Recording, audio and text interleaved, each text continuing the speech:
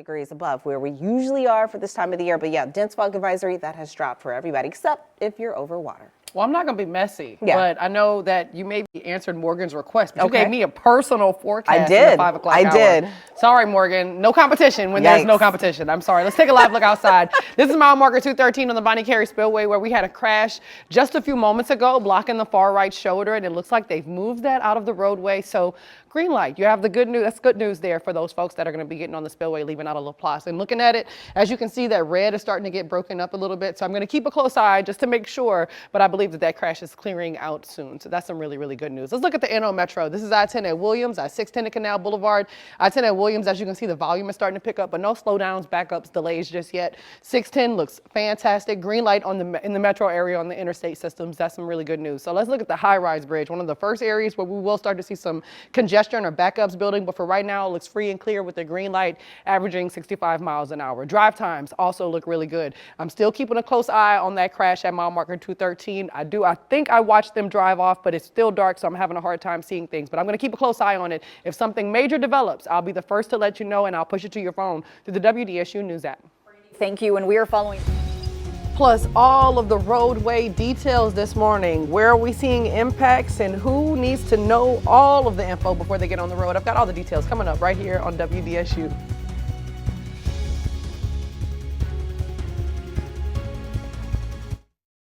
And I have another problem spot, and once again, it's on the Bonnie Carey Spillway, this time around mile marker 212.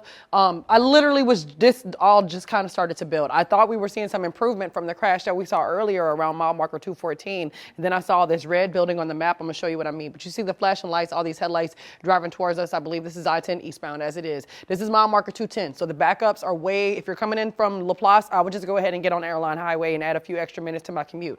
Once you get past it, mile marker 218 on the other end of the spillway looks free and clear, but 210 to 212, you're going to see some heavy delays, and as you can see, they are very, very slow and go so far this morning. You saw the flashing lights. I'll show it to you again in a second. First, let's look at the NO Metro. This is I-10 at Williams, I-610 at Canal Boulevard. Sun's starting to come up, so we're going to start getting some better views of what's happening out there on the roadway, but I can confirm the camera matches the maps that I don't have any crashes, congestion, delays to report for you within the NO Metro once you're inside of Kenner. But that Bonnie Carey Spillway, man, you're seeing some problems this morning. I had some extra time. This is the Claiborne flyover. Not sure what's going on with the camera, but as you can see, no congestion or delays there.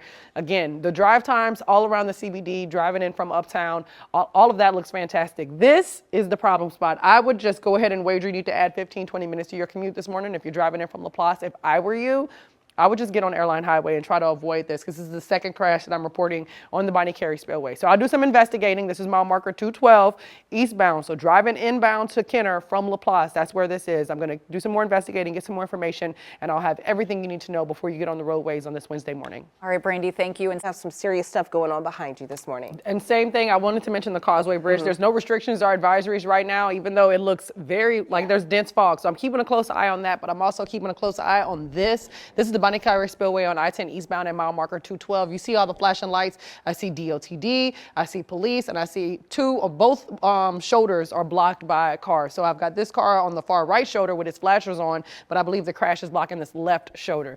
Now the congestion and the delays really in a bad spot for this one because it's right where I-55 southbound merges with I-10. So I'm seeing a lot of heavy backups. You see it, it's really building, and it's now past US 51. So I'm keeping a close eye on this area. If you were driving in from LaPlace, I absolutely would just go ahead and take US 61, which is Airline Highway, to get inside this, to get into Kenner. As you can see, this is mile marker 210. So on one end of the spillway, not so good. It will clear up when you get past it at mile marker 218.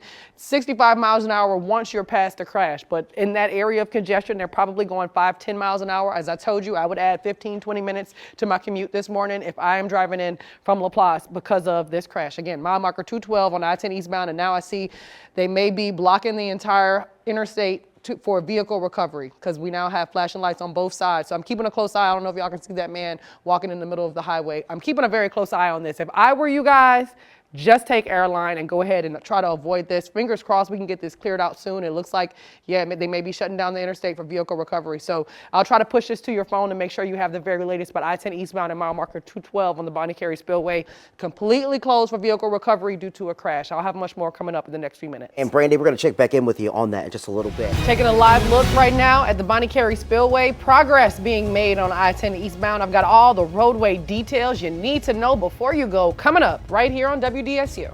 And So much, Raven. 6:48, and we are making some progress. All lanes are now open at mile marker 212 on the Bonnie Carey Spillway on I-10 eastbound. As you can see, slowly but surely, the congestion that has built is going to start to clear because they're only blocking the far right shoulder now. But this is the congestion at mile marker 210, so it is past US 51 in LaPlace right now, but it is going to start to clear up pretty quickly now that they've got all the lanes of travel open and they've moved a lot of those cars out the way. I have another crash to report for you. This one is in the city of New Orleans. It's on Calliope Street heading westbound near Barone Street, so not far from the station here. I'm not seeing any congestion delays. I'm not really worried about it. It's a surface street. Fingers crossed they get that cleared up before we're in that prime time hour of commuting as we are approaching it. Looking at the NO Metro, this is I-10 at Williams, I-610 at Canal Boulevard. Green light on the map and on the camera so far this morning. Not even seeing that heavy congestion building yet on the CBD, so I'm still looking at that right now. Looking at the West Bank, the Crescent City Connection tower camera is showing me that the volume is starting to pick up, but the Huey P still has the green light, the elevated West Bank Expressway, and so does the CCC. Your ferries are in service already this morning, so that's some good news. Drive times. The only drive time that's been elevated is from LaPlace to Kenner, about 13 minutes. That is going to start to improve over the next few minutes. At the same time, it's also going to start to increase. Why? Because you've got I-55 southbound merging with I-10 eastbound. There's just going to be a lot of folks going through that way. Looking at this, as I told you, all lanes are now open, so that's some good news. Progress has been made. I'll be back with much more you need to know before you go. At mile marker 210 on the Bonnie Carey Spillway on I-10 eastbound, and as you can see, they are flowing now, but the congestion, the delays, it's probably just going to be a snowball effect from here. So make sure you're prepared for some extra time if you have to cross the spillway. I still have reports of that crash on Calliope Street heading westbound near Barone. Not seeing any congestion delays, but the congestion and the delays will start to build all across the NO Metro. I-10 at Williams still looks good. I-610 at Canal looks good. Folks approaching the Crescent City Connection Bridge are really going to be the folks starting to see some big backups. So starting to see some drive times bumped up. Taking a live look outside, you see the fog out there. Oh, we got one. We got one. Man. Oh, day to my peoples. Do you see it? Yes. Yes. And you've got some fog out there in the background, weather and traffic. Just chef's kiss to the angler. Thank you so much.